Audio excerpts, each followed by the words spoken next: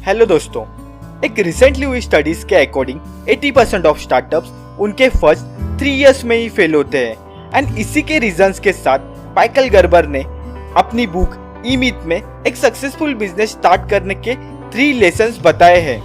अगर आपको बिजनेस करने में थोड़ा सा भी इंटरेस्ट है तो आपको ये वीडियो लास्ट तक जरूर देखनी चाहिए। तो चलिए दोस्तों स्टार्ट करते हैं। Lesson number 1, having a great technical skill does not mean you know how to run your business। Author कहते हैं कि हर साल में 5 में से 4 स्टार्टअप्स फेल होने का मेन रीजन है एंटरप्रेन्योर्स की मीथ।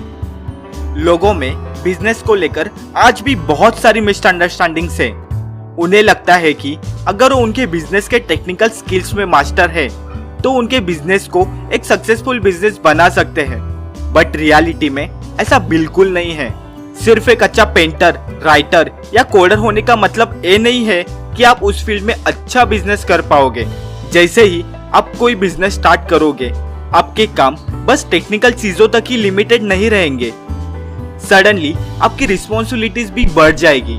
आपको आपके बिजनेस के लिए कस्टमर्स अट्रैक्ट करना, एडवर्टाइजिंग मटेरियल बनाना, फाइनेंस मैनेज करना, नई स्ट्रेटजीज बनाना एंड और भी कई सारे काम आपको करने पड़ सकते हैं। एंड इन्हीं सब बातों को एकदम अच्छे से समझने के लिए मैं मेरे दोस्त सुनील का एक एग्जाम्पल बताता हूँ। सुनील एक कॉफी शॉप में 3 सालों से काम कर रहा था एंड उसने 3 सालों में बहुत ही डिलीशियस कॉफी बनानी सीख ली थी। ऐसे ही एक दिन कॉफी बनाते बनाते वो सोचने लगा कि कितने दिन मैं ऐसे ही दूसरे के लिए काम करता रहूं, क्यों ना मैं खुद का कोई कॉफी शॉप ओपन करूं। एंड अभी तो मुझे बहुत अच्छी कॉफी बनाने भी आती है। एंड फाइनली सुनील ने जॉब छोड़कर अपनी खुद की कॉफी शॉप ओपन करने का डिसीजन लिया, जो कि उसका एक बहुत ही अच्छा डिसीजन था। सुनील एक छोटी सी शॉप लेकर कॉफी बनाने लगा। स्टार्टिंग में तो सब अच्छा चल रहा था। सुनील की डिलीशियस कॉफी की वजह से शॉप में कस्टमर्स भी बढ़ रहे थे एंड उसका काम भी बढ़ रहा था। बट बढ़ते हुए कस्टमर्स के साथ सुनील के कैफे में पहले जितनी साफ सफाई नहीं थी, क्योंकि सुनील का ज्यादातर वक्त कॉफी बनाने में एंड उसे सर्व करने में चला जाता था। वो बाकी चीजों के लिए अपना वक्त नहीं दे पाता था। एंड ऐसे ही एक दिन सुनील ने ये रियलाइज किया कि मुझे मेरे बिजनेस को और बढ़ाना चाहिए। मैं कब तक ऐसे ही कॉफी बनाते रहूंगा?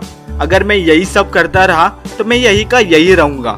एंड फाइनली उसने अपने बिजनेस को बढ़ाने के लिए किसी को हायर करने का डिसीजन लिया, जो उसके कैफे को साफ सुथरा रखे एंड कस्टमर्स के लिए कॉफी बनाए।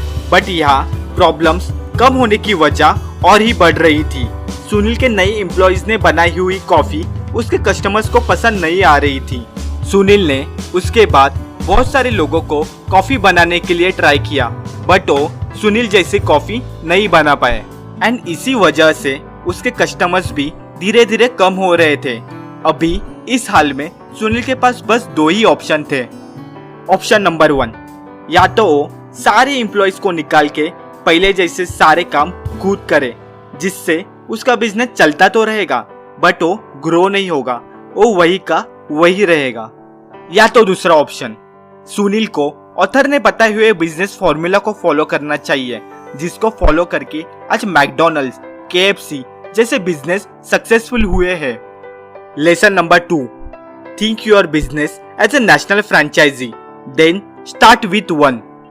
दोस्तों, अगर आपको आपके बिजनेस से फ्रीडम चाहिए, आपको बिजनेस का पूरी तरह से मजा लेना है, तो आपको उससे एक फ्रेंचाइजी की तरह देखना होगा, जिसकी अभी तो आपकी एक ब्रांच है, बट बहुत ही जल्द आपको उसकी बहुत सारी ब्रांचेस ओपन करनी है।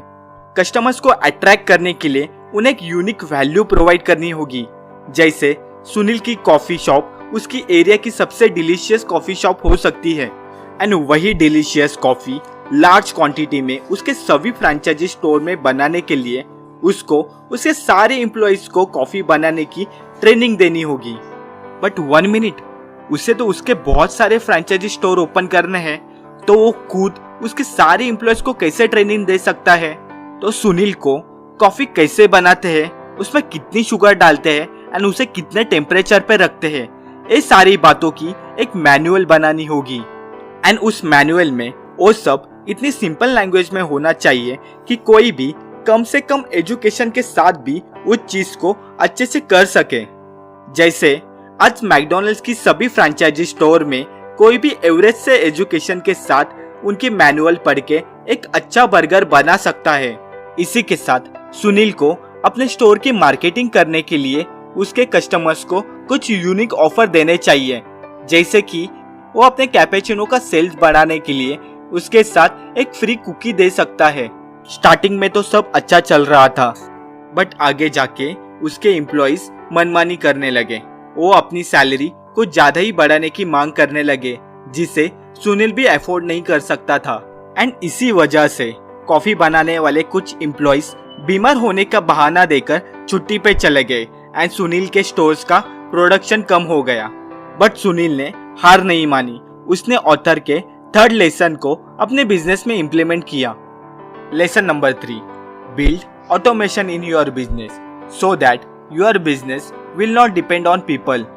सुनील ने अपने बिजनेस को पूरी तरह से अपने एम्प्लॉइज पे डिपेंड ना रखने का डिसाइड किया। इफिशिएंट एंड फास्ट प्रोडक्शन के लिए वो सोचने लगा कि वो कैसे स्टोर के मैक्सिमम कामों को ऑटोमेट कर सकता है। धीरे धीरे उसको उसके सॉल्यूशन भी मिलने लगे। उसने कॉफी मशीन बनाने के लिए मॉडर्न कॉफी मशीन खरीद ली, जिसमें प्रॉपर सेटिंग के साथ वो डिलीशियस कॉफी बना सकता है। उसने पेपर मेन्यू कार्ड को डिजिटलाइज कर दिया। उसने कुछ चीजों को वेंडिंग मशीन में रख दिया, जिससे कस्टमर खुद उसके पैसे डालकर उसे ले सकता है। कुछ कामों को उसने आउटसोर्स कर दिया। अभी सुनील के सारे फ्रेंचाइजी स्टोर उसके कम से कम इन्वॉल्वमेंट के बिना भी बहुत अच्छे से चल रहे हैं। दोस्तों, रॉबर्ट कियोसाकी कहते हैं कि अगर आपका बिजनेस आपका पूरा समय एंड एनर्जी ले रहा है तो आपका बिजनेस नहीं, अपने आप के लिए दूसरी जॉब बना ली है। आज सुनील पूरी फ्रीडम के साथ उसके बिजनेस को ग्रो करने के लिए नई स्ट्रेटजीज बनाता है एंड उस पे स्टडी करता है। दोस्तों, अगर आपको बिजनेस करने में थोड़ा सा भी इंटरेस्ट है तो आपको प्रॉपर प्लानिंग बनाने के लिए आपको ये बुक जरूर पढ़नी चाहिए। अगर आपको ये वीडियो अच्छा लगा हो तो प्लीज इसे लाइक कीजिए। मैं ऐसी हेल्पफुल वीडियो और बनाता ही रहूंगा।